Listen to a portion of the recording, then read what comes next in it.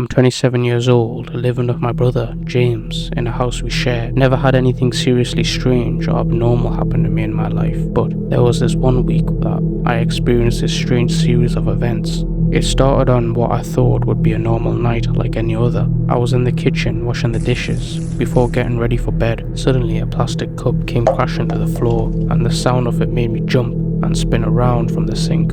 I saw the blue plastic cup bounce a few times, then fall dead on the floor. This was one of the cups that sits up on top of the cabinet. I knew it had been sitting there, upright, though I had no idea what kind of force could have knocked it off the cabinet. It made no logical sense. I picked it up and put it back on the cabinet. That wasn't the last strange event that night though. While in bed, with the blinds shut, there was suddenly a strange, very faint glow in my room. It came through the blinds. I flipped over onto my side and tried to peek under the crack at the bottom of the blinds, but I couldn't see anything. Honestly, as weird as it was, I was so comfortable in bed, and it was too easy to go lift the blinds. I dismissed the light as something like a street light, having a new bulb or something. I know a little ridiculous, but at the time I had no reason to suspect anything paranormal. The next day I was home alone when James is at work. It was a dark, stormy day, and the house was constantly rumbling from the thunder, so when I heard a cup fall from the kitchen, I automatically associated it with the thunder. I went to the kitchen to pick it up and realised it was the same blue plastic cup I'd carefully put back on the cabinet yesterday. There was no way thunder could have knocked it down from there. I put it on the counter and stood there confused and a bit shaken while looking around the kitchen, not knowing what to think. As I was standing in the kitchen, I heard a creak in the floor above me. The room above me was actually my bedroom. I went to the stairs and I called for James, but I instantly remembered he wasn't home. Maybe the thunder was shaking the whole house, but still I had to check my room just for the peace of mind. I went up the stairs to my room and turned on the lights, given that all the rooms in the house were dark due to the weather. My room is a square shaped with two big closets. The room was clear, as were the closets, so I shut the light and went back downstairs. That night when James got home, I had a discussion with him about the strange events that had been taking place. He said he hadn't been aware of any of it. Still, nothing that happened up till that point was extremely unusual. For the rest of the night, things were normal and I fell asleep with ease. And I awoke in the middle of the night. It was still dark. I checked my phone. It was 2 o'clock in the morning. I rolled back on my side and shut my eyes when I heard the distinct sound of finger tapping on the window. I could feel my heart in my throat. I didn't know why someone would be knocking on my window, but I didn't want to see who could it be out there. But for some reason it took me that long to realize it was on the second floor of the house. Therefore nobody could be on the outside of my window. I pushed the sheets off my body and flipped to face the window. There was no one standing there on the inside though, so I lifted the blinds. There was no one outside either. Still, I knew that I heard what I heard, and I knew I hadn't been imagining or dreaming. I ran to my brother's room and started freaking out. I don't know whether he believed me, or quite frankly I don't think I'd believe me if I hadn't experienced it. I slept in the living room that night, and had been for 3 weeks now, without any paranormal incidents. I never believed in the supernatural until this happened.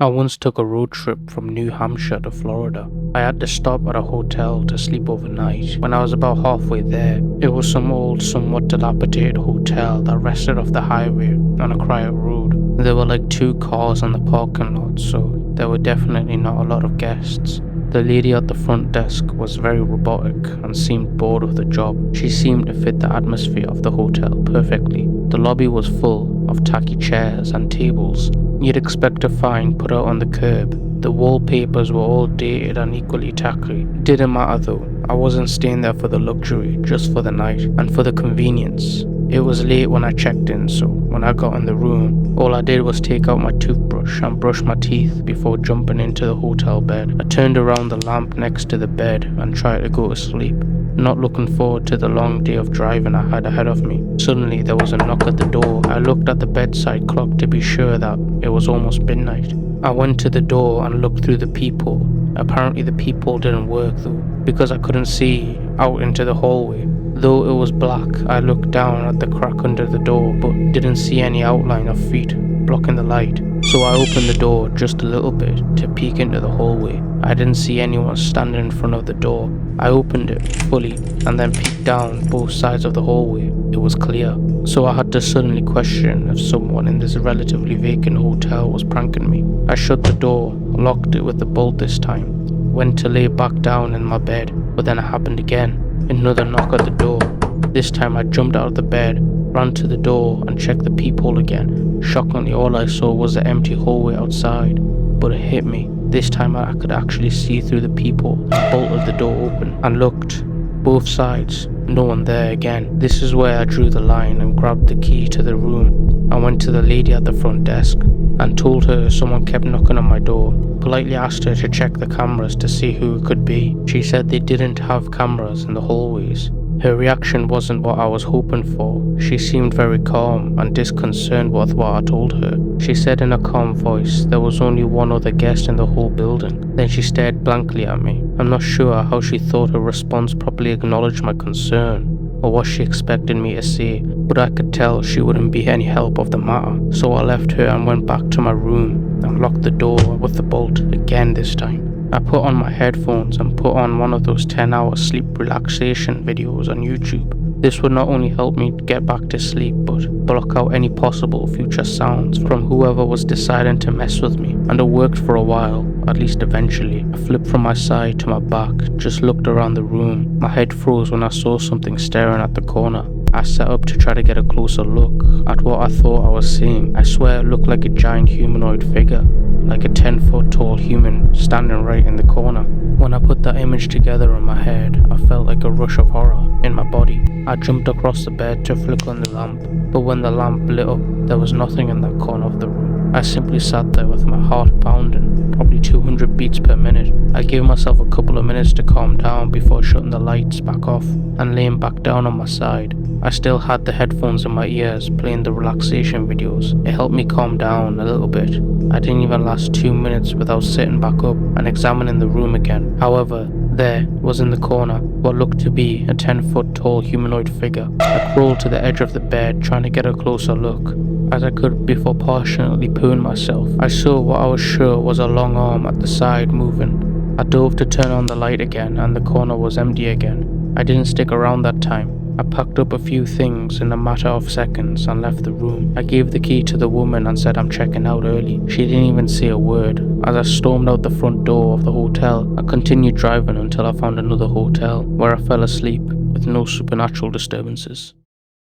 As a kid, I had a bedroom on the first floor. Money was a little tight and our mom was taking care of 4 kids. I was the youngest, so I had the little room. My room was next to the living room, a small square room with wooden floor. There were 2 big vents in the floor in this room and 2 opposite corners, and also 2 vents in the ceiling. My bed took up half the room. Like I said, it was a very small room. I'll keep it short and straight to the point. I was 13 years old, doing my homework on my bed since I didn't have a desk in my room, when I heard a child's laughter. I went outside my room to look around the living room and the kitchen for any of my siblings.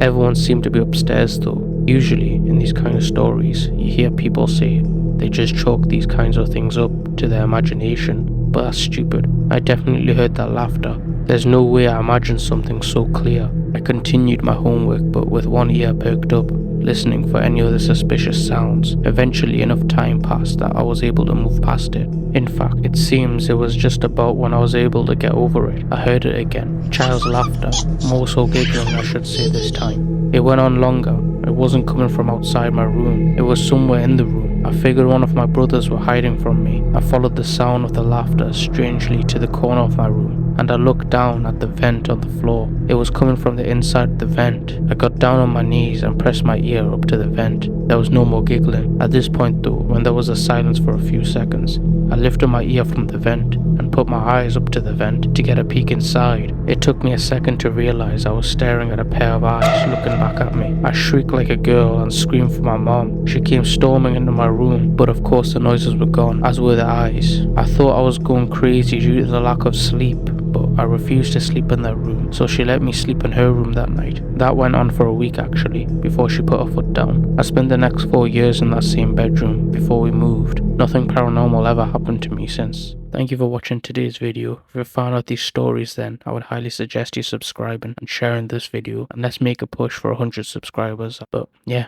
goodbye.